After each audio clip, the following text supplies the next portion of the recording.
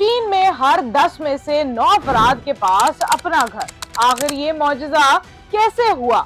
जरा तसव्वुर करें एक ऐसा मुल्क जहां हर 10 में से तकरीबन 9 अफराद अपने जाती घर में रहते हों। ना उम्र भर के किराए की फिक्र, ना हर साल मकान बदलने की परेशानी। लेकिन सवाल ये है, क्या चीन ने ये ख्वाब हकीकत में बदल दिया है, या इस कामयाबी के पीछे एक ऐसी हकीकत छुपी है जिसे दुनिया कम ही जानती है? आज की इस वीडियो में हम चीन के हाउसिंग मॉडल के ऐसे राज खोलेंगे जो शायद आपने पहले कभी ना सुने होंगे। लेकिन इससे पहले हमारे चैनल हिंगोल न्यूज को सब्सक्राइब कर लें।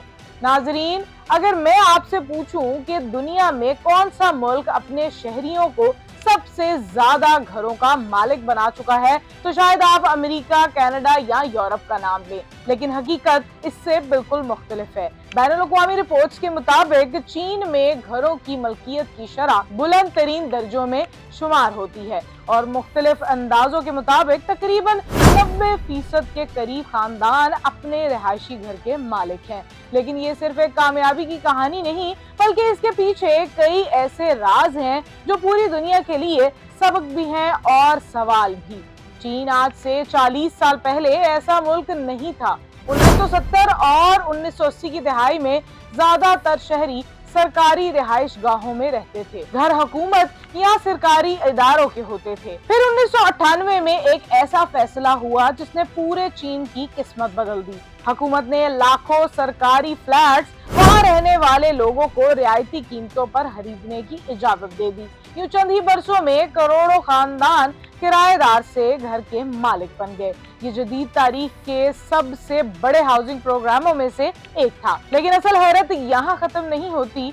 चीन ने सिर्फ पुराने घर फरोख्त नहीं किए, बल्कि हर साल लाखों नए अपार्टमेंट्स भी तामीर किए। पूरे के पूरे शहर आबाद कर दिए गए। बाद शहरों में इतनी तेजी से इमारतें बनी कि दुनिया ने इन्हें घोस्टेस यानी ऐसे शहर कहना शुरू कर दिया जहाँ इमारतें तो मौजूद थी लेकिन रहने वाले कम थे। हुकूमत का ख्याल था कि मुस्तकबिल में आबादी और शहरों की जरूरत बढ़ेगी, इसीलिए पहले से तामीर करना बेहतर है। लेकिन अब कहानी एक नया मोड़ लेती है। चीन में ज्यादातर लोग जिस चीज को अपना घर कहते हैं वो दरअसल जमीन के मालिक नहीं होते। चीन में शहरी जमीन रियासत की मलकियत होती है। आमतौर पर रिहायशी अपार्टमेंट्स खरीदार को तकरीबन 70 साल के लिए जमीन के इस्तेमाल का हक मिलता है, यानी लोग इमारत के मालिक होते हैं मगर जमीन रियासत की रहती है। ये निज़ाम दुनिया के कई दूसरे ममालिक से मुख्तलिफ है। एक और हैरान कुन हकीकत, चीन में कई खानदान एक नहीं बल्कि 2, 3 या इससे भी ज्यादा घर खरीदते हैं, क्योंकि बरसों तक जायदाद को सबसे महफूज सरमायाकारी समझा जाता था।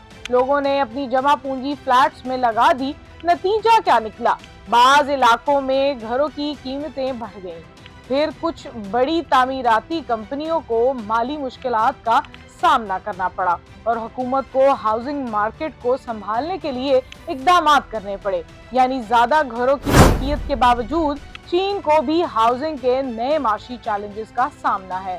तो नाजरीन, चीन में हर 10 में से 9 अफराद के पास घर होना यकीनन एक गैर मामूली कामयाबी समझी जाती है। लेकिन इस कामयाबी के पीछे कई अवामिल हैं। सरकारी हाउसिंग इस्लाहात, बड़े पैमाने पर तामीरात, घरों की खरीदारी की हौसला अफजाई और एक मुनफरिद जमीनी निजाम।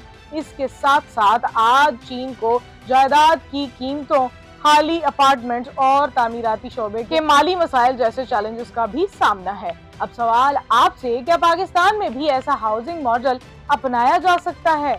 क्या हर पाकिस्तानी खानदान को अपना घर मिल सकता है, या हमारे माशी हालात इसकी इजाजत नहीं देते? अपनी राय का इजहार कमेंट सेक्शन में जरूर कीजिएगा।